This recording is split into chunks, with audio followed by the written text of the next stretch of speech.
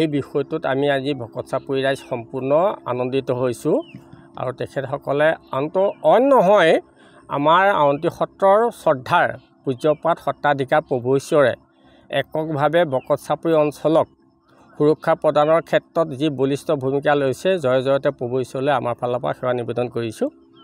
আচলতে আপোনালোকে আমাক সোধে তুনি খুটি, আচলতে এইটো তুনি খুটি নহয়। আপোনালোকে আগলৈ নিউজ কৰিলে কথাটো অকণমান শুধৰণি কৰি দিব। এইটো তুনি খুটি নহয়।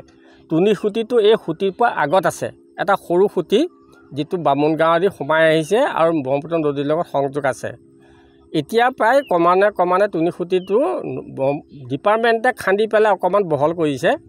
তাৰ পাছতহে আমাৰ এই ব্ৰহ্মপুত্ৰ সৰু নলাটিটি আছে। এই ব্ৰহ্মপুত্ৰ এটা সৰু চেৰা খুটি বুলি কওঁ হওক আমি। এই খুটিটো খৰালি হোৱাৰ লগে লগে ই বন্ধ হৈ যায় আৰু বাৰিষা অহাৰ লগে লগে মানুহৰ এটা বিভীষিকাৰ সৃষ্টি কৰে।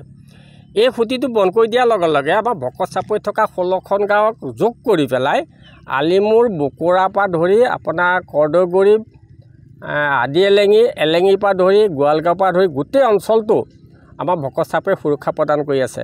আৰু এই খুটিটো বন্ধ কৰি দিয়াৰ লগে লগে আমাৰ ভকত চাপৰি যিটো ইৰোশ্যন হৈছে ভিতৰৰ অংশত সেই ইৰোশ্যন নাইকিয়া হ'ব। আৰু আমাৰ যিখন পকা দলং অনুমোদিত হৈছে সেই পকা দলংখনক এই খুটিটো বন্ধ কৰি দিয়াৰ লগে লগে এটা ডাঙৰ স্থায়িত্ব প্ৰদান কৰিব। যদিহে খুটিটো বন্ধ কৰি দিয়া নহয় তেতিয়া দলংখনৰ কোনো নিৰাপত্তা নাথাকিব, কাৰণ ভকত চাপৰি মাটিটো হ'ল পাতল বালিমহীয়া, গতিকে মাটিটো খহাই যোৱাত সহজ হৈ পৰিব। গতিকে মই আপোনালোকৰ নিউজৰ যোগেদি বিভাগীয় বিষয়াক অনুৰোধ কৰোঁ আপোনালোকে তাৎক্ষণিকভাৱে ভকত চাপৰি সুৰক্ষা দিশত যাৱতীয় কাম কাজত আগবাঢ়ি যাব বুলি আৰু ভকত চাপৰি মানুহক সুৰক্ষা প্ৰদান কৰিব বুলি মোৰ ফালৰ পৰা আপোনালোকলৈ বিনম্ৰ গুহাৰি জনালোঁ। জোৰ দিয়ক আৰু এইটো আমি পৰীক্ষামূলকভাৱে চাওঁচোন, আৰু যদি এইটোত আমি কৃতকাৰ্য নহওঁ তেতিয়া আমি নিশ্চয় চিন্তা কৰিম। মই এনে মুখ্যমন্ত্ৰীক লগ কৰি সেইটো কথাই ক'লোঁ, যদি আপোনালোকে বোলো ইমান পইচা পানীত পেলালেই এই 1 কিলোমিটাৰ যদি কাম কৰোঁতে যদি পানীত পৰে সেইটো বোলো আমাকে দুখিব, আৰু মই তেনেকৈ কৈ থৈ আহিছোঁ বোলো। তাৰপিছত বোলো আপোনালোকক মই অনুৰোধ নকৰোঁ আমাকে দুখিব। গতিকে আমি এইবাৰ চাই লওঁচোন, কাৰণ আমাৰ ইমানটো পানীত পৰিয়ে আছে নহয় জানো। হ'ব আমি একেলগে কৰোঁ, কাৰণ বাৰিষাটো কাম কৰিব নোৱাৰে। কিন্তু তথাপি মই তাৰ মাজতে কওঁ এই যে চপৰা যে খহাই আছে কিবা টেম্পৰি কৰিব পাৰি নেকি? এই বছৰত তাৰমানে ব্ৰহ্মপুত্ৰ বোৰ্ডে এটা কাম ষ্টাৰ্ট কৰিছে, পৰশুপানী দি আছে ন, তেখেতে পেলাই দিয়াৰ পিছত কিছু কমি যাব, হাম কাটি যাব, কিছু হাম কাটিব। তাৰপিছত যদি আমি এনেকৈ পদ্ধতিটো আগবাঢ়োঁ যদি তেতিয়াহ'লে পিছলৈকে গোটেইখিনি ঠিক আছে। এটা কাম কৰক, কাৰণ মই কিন্তু পাৰ্ক ৰ'ব 1 ছেকেণ্ড ৰ'ব, মই কিন্তু পাৰ্কৰপানীত বিশ্বাসী নহয়। মই নিজে দেখিছোঁ আজি 50 বছৰ পাৰ্কৰপানীত চব পানীত। তথাপি তেখেতসকলেও কৈছে আপোনালোকেও যদি কয় যিখিনি মানে খহনীয়া লাগি আছে ইমিডিয়েট যদি সেইটো কাৰণে ৰক্ষা কৰে বুলি ভাবে অলপ দিয়ক পাৰ্কৰপানী আমাক ক'বলৈ। তাৰমানে পৰশুপানীটো যিমান হাৰত হেৰি কৰি তাক বন্ধ কৰিব, ঠিক আছে। যদি পাৰে শেষ কৰিব নোৱাৰে, কিন্তু তাৰ হাৰটো কমাব। ঠিক আছে, যদি পাৰে আপুনি সেই কামটো তাত কৰি দিয়ক অস্থায়ীকৈ। কিন্তু এইটো মেইন কাম হিচাপে লৈছোঁ, আৰু এইটো ছাকচেছ হ'লে দেখা পাব তাৰ নেক্সট ইয়াৰত এই অঞ্চলটোত এই কামেই হৈ যাব। ভকত চাপৰিটো ভাঙি দিলে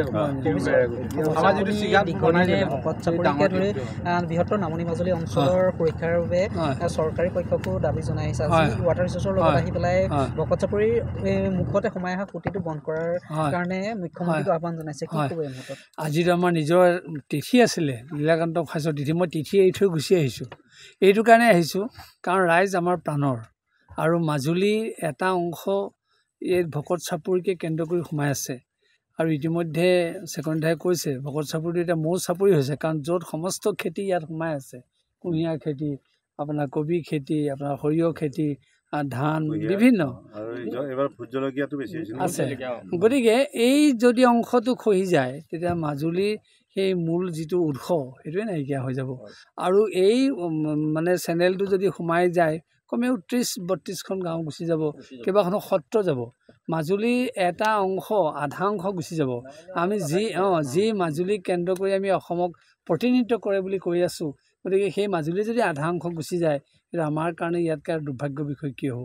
গতিকে সেইকাৰণে এই কথাটো অনবৰতে বুকুত বাজি থাকে আৰু তাৰ কাৰণেই যেতিয়াই য'তেই পাওঁ সুবিধা পাওঁ চৰকাৰী পক্ষকো জনাওঁ তেখেতসকলকো জনাওঁ আৰু ইয়ালৈও আহি থাকোঁ আজিও সেইকাৰণে তিথিটো এৰি গুচি আহিছোঁ যে কেনেকৈ আমি ইয়াৰ এটা স্থায়ী সমাধান কৰিব পাৰোঁ আৰু আজি মোৰ তেখেতৰ লগত কথাখিনি অকণমান মিল হৈছে সেইকাৰণে মই অকণমান আজি আত্মসন্তুষ্টি লাভ কৰিছোঁ আৰু যদি আমি ভবামতে এই 1 কিলোমিটাৰ আমি পৰীক্ষামূলকভাৱে এই কাৰ্যত কৃতকাৰ্য হওঁ আমাক কিন্তু বহুত প্ৰকাৰে ই মানে আমাক ৰক্ষণাবেক্ষণ দিয়াত সহায় কৰিব মই সেইটোকে আজি আৰু মানে আশা কৰিছোঁ আৰু দেই আৰু এইটো ঠিক গোবিন্দ মহাপুৰুৰ কৃপা লাগিব আৰু তেখেতসকলৰো কৰ্মতৎপৰতা লাগিব আৰু আমাৰ অভিজ্ঞতা নাই আমিতো ইঞ্জিনিয়াৰ অৱশ্যে একো নহয় আমি নৈপৰীয়া মানুহ হিচাপে আমাৰ আৱেগটো আছে কিন্তু তাৰ লগতে ক্ষুদ্ৰ অভিজ্ঞতাও আছে গতিকে সেই অভিজ্ঞতাখিনি আমি ব্যক্ত কৰিছোঁ আৰু তেখেতসকলে সেইটো ইতিমধ্যে মানি লৈছে আৰু তেখেতে নিজেই কৈছে আপুনি অহাৰ কাৰণে ভাল হ'ল